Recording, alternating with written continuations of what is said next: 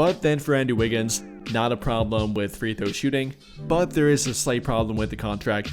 Also wouldn't call it a terrible contract, but also not a very good contract.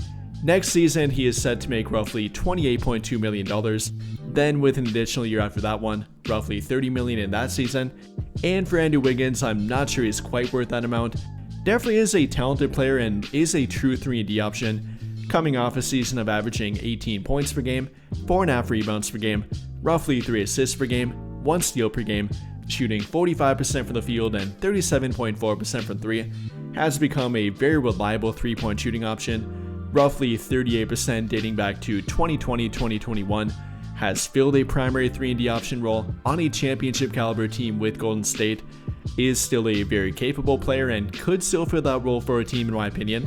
So I think he'd be a good trade option, but the contract is not the greatest, and there is some downside in regard to age, I guess.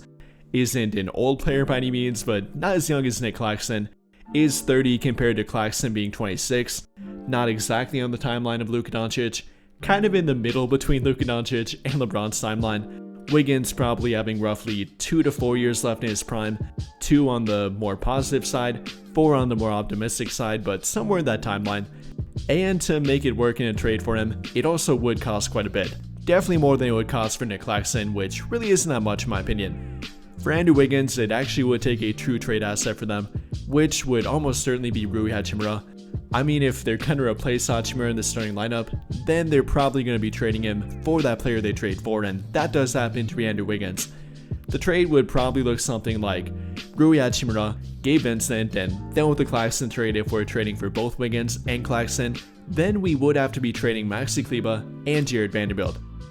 But for the Wiggins trade again, would be Rui Hachimura, then Gabe Vincent, as I think the Miami Heat would prefer him compared to Maxi Kleber, then a future first-round draft pick swap. And again, I think it definitely is a good fit and would be a worthwhile trade for them to make, but it still would hurt trading Rui Hachimura. In regard to both what he's done for their team, in regard to how much the fans like him, and then about the chemistry with their team, it would be giving up a little bit.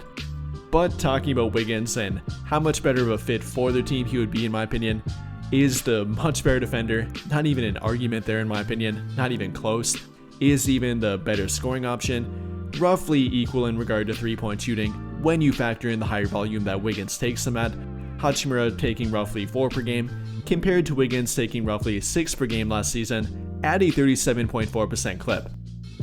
And then even in regard to simply making their starting lineup work and the fit between it is an upgrade in that regard too. So yes, there are cons with them. The salary being a little bit overpaid in my opinion, is older than both Nick Claxton and even Rui Hachimura for that fact, not quite on the timeline of Luka Doncic, more for a short-term upgrade rather than a long-term fit and building their team from a 5 to 10 year standpoint, but I think it would be worth it nonetheless. But I think that'll pretty much do it for this one, and if you enjoyed the video, then I'll greatly appreciate it if you dropped a like, subscribe to the channel if you have not already, and hit that notification bell to never miss out when I upload a video.